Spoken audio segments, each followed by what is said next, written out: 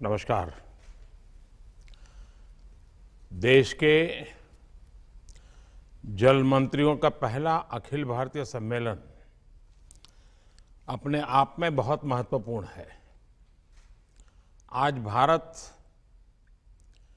Water security पर अभूतपूर्व काम कर रहा है, अभूतपूर्व निवेश भी कर रहा है। हमारी संवैधानिक व्यवस्था में पानी का विषय राज्यों के नियंत्रण में आता है। जल संरक्षण के लिए राज्यों के प्रयास देश के सामूहिक लक्ष्यों को प्राप्त करने में बहुत सहायक होंगे।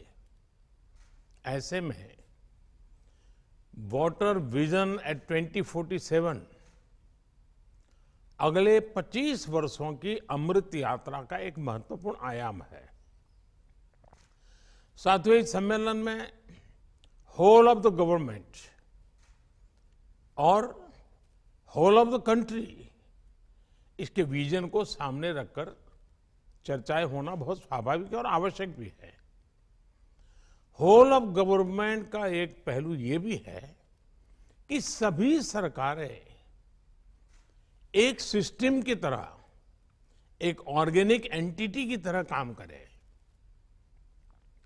राज्यों में भी विभिन्न मंत्रालय जैसे जल मंत्रालय हो, सिंचाई मंत्रालय हो, कृषि मंत्रालय हो, ग्रामीण विकास मंत्रालय हो, पशुपालन का विभाग हो, उसी प्रकार से शहरी विकास मंत्रालय, उसी प्रकार से आपदा प्रबंधन, यानी कि सबके बीच लगातार संपर्क और संवाद और एक क्लैरिटी, विजन, ये होना बहुत आवश्यक है। अगर विभागों को एक दूसरे से जुड़ी जानकारी होगी, उनके पास पूरा डेटा होगा, तो उन्हें अपनी प्लानिंग में भी मदद मिलेगी। साथियों, हमें ये भी समझना होगा कि सरकार के अकेले प्रयास से ही सफलता नहीं आती। जो सरकार में है उन्हें इस सोच से बाहर निकलना होगा कि उनके अकेले के प्रयास से अपेक्षित परिणाम मिल जाएंगे।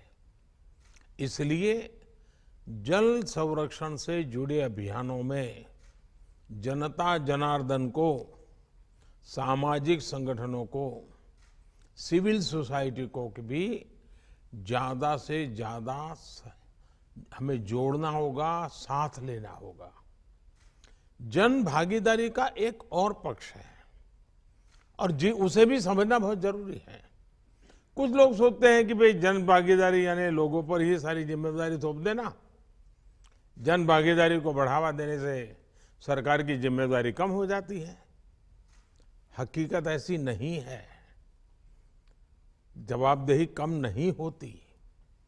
जन भागीदारी का सबसे बड़ा लाभ ये होता है कि जनता जनार्दन को भी ये पता चलता है कि इस अभियान में कितनी मेहनत हो रही है, कितना पैसा लग रहा है, इसके कितने पहलू होते हैं। जब किसी अभियान से जनता जुड़ी रहती है तो उसे कार्य की गंभीरता का पता चलता है, उसके सामर्थ्य का पता चलता है, उसके स्केल का पता चलता है, संसाधन कितने लगते हैं उसका पता चलता है। इससे जनता में जब ये सब देखते हैं, इन्वॉल्व होते हैं, तो ये इस प्रकार की योजना हो या अभियान हो, एक सेंस ऑफ ओनरशिप आती है। और जो सेंस ऑफ ओनरशिप जो है ना, वो सफलता की सबसे बड़ी कुंजी होती है। अब आप देखिए, स्वच्छ भारत अभियान कितना बड़ा उदाहरण है। स्वच्छ भारत अभियान में जब लोग जुड़े तो जनता में भी एक चेतना आई, जागृति आई।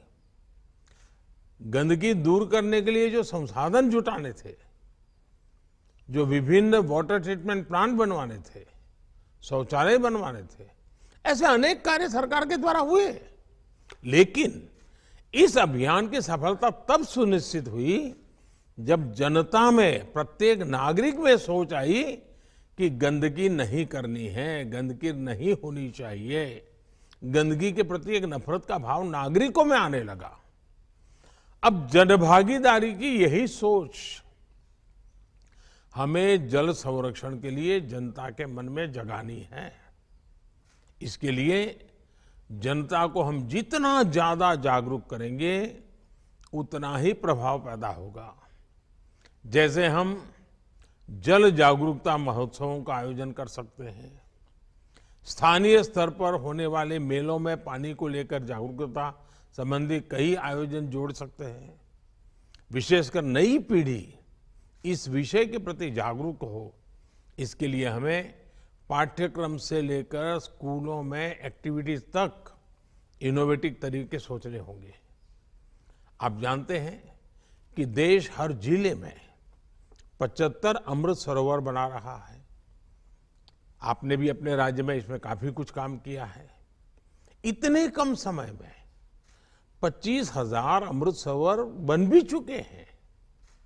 जल संरक्षण की दिशा में पूरे विश्व में अपनी तरह का ये अनोखा अभियान है और ये जन भागीदारी इसमें जुड़ी है। लोग इनिशिएटिव ले रहे हैं, लोग इसमें आगे आ रहे हैं। इनका संरक्षण हो, लोग इनसे जुड़े, हमें इस दिशा में निरंतर प्रयास बढ़ाने होंगे। साथियों, हमें पॉलिसी लेवल पर भी पानी से जुड़ी परेशानियों के समाधान के लिए सरकारी नीतियां और ब्यूरोक्रेटिक प्रक्रियाओं से बाहर आना होगा। हमें प्रॉब्लम्स को पहचानने और उसके सॉल्यूशन को खोजने के लिए टेक्नोलॉजी को, इंडस्ट्री को और खासकर स्टार्टअप्स को साथ जोड़ना होगा। जियो सेंसिंग और जियो मैपिंग जैसी टेक्निकों से हमें इस दिशा में काफी मदद मिल सकती है। साथियों, हर घर तक पानी पहुंचाने के लिए जल जीवन मिशन आपके राज्य का एक बड़ा डेवलपमेंट पैरामीटर हुआ है। कई राज्यों ने इसमें अच्छा काम किया है। कई राज्य इस दिशा में आगे बढ़ रहे हैं। अब हमें ये सुनिश्चित करना है कि एक बार ये व्यवस्था बन गई तो आगे उनकी देखरेख भी उतने ही अच्छे ढंग से चलती है। ग्राम पंचायतें जल जीवन मिशन का नेतृत्व करें और काम पूरा होने के बाद ये सर्टिफाई भी करें कि पर्याप्त और स्वच्छ पानी उपलब्ध हो गया है। हर ग्राम पंचायत मासिक या त्रैमासिक रिपोर्ट भी ऑनलाइन सबमिट कर सकती है कि उसके गांव में कितने घरों में नल से जल आ रहा है। पानी की गुणवत्ता सुनिश्चित करने के लिए समय समय पर वाटर टेस्टिंग की प्रणाली भी विकसित की जानी चाहिए। साथियों, हम सभी जानते हैं कि इंडस्ट्री और खेती दो ऐसे सेक्टर्स हैं जिसमें स्वाभाविक रूप से पानी की आवश्यकता बहुत रहती है। हमें इन दोनों ही सेक्टर से जुड़े लोगों से विशेष अभियान चलाकर उन्हें वाटर सिक्योरिटी के प्रति जागरूक करना चाहिए। पानी की उपलब्धता के आधार पर ही क्रॉप डाइवर्सिफिकेशन हो, प्राकृतिक खेती हो, नेचुरल फार्मिंग खेती को बढ़ावा दिया जाए। कई जगह ऐसा देखने में आया है कि जहां प्राकृतिक खेती होती है, नेचुरल फार्मिंग की जा रही है, वहां जल संरक्षण के भी सकारात्मक प्रभाव दिखाई दिया है। साथियों, प्रधानमंत्री कृषि सिंचाई योजना के तहत सभी राज्यों में तेजी से काम हो रहा है। इसके अंतर्गत पर ड्रॉप मोर क्रॉप अभियान की शुरुआत की गई थी। इस स्कीम के तहत देश में अब तक 70 लाख हेक्टेयर से ज्यादा जमीन माइक्रो इरिगेशन के दायरे में लाई जा चुकी है। सभी राज्यों को माइक्रो इरिगेशन को लगातार बढ़ावा देना चाहिए। ये जल संरक्षण के लिए बहुत आवश्यक योजना है। अब डायरेक्ट कैनाल की जगह पाइपलाइन आधारित नई योजनाएं लाई जा रही है। इसको और भी आगे ले जाने की जरूरत है। साथियों, जल संरक्षण के लिए केंद्र ने अटल भूजल संरक्षण योजना की शुरुआत की है। ये एक संवेदनशील अभियान है और इसे उतनी ही संवेदनशीलता से आगे बढ़ाने की जरूरत है। भूजल प्रबंधन के लिए बनाए गए प्राधिकरण सख्ती से इस दिशा में काम करे, ये भी जरूरी है। भूजल रिचार्ज के लिए सभी जिलों में बड़े पैमाने पर वाटर शेड का काम होना जरूरी है। और मैं तो चाहूंगा कि मनरेगा में सबसे अधिक काम पानी के लिए करना चाहिए। पहाड़ी क्षेत्रों में स्प्रिंग सीड को पुनर्जीवित करने का कार्यक्रम शुरू किया गया है। इस पर तेजी से काम करना होगा। जल संरक्षण के लिए आपके राज्य में वन क्षेत्रों को बढ़ाना वो भी उतना ही जरूरी है।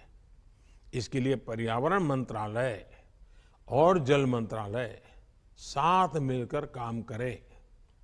लगातार पानी पहुंचाने के लिए जरूरी है कि पानी के सभी स्थानीय स्रोतों के संरक्षण पर भी ध्यान दिया जाए। ग्राम पंचायतें अपने लिए अगले 5 साल का एक्शन प्लान भी बनाएं।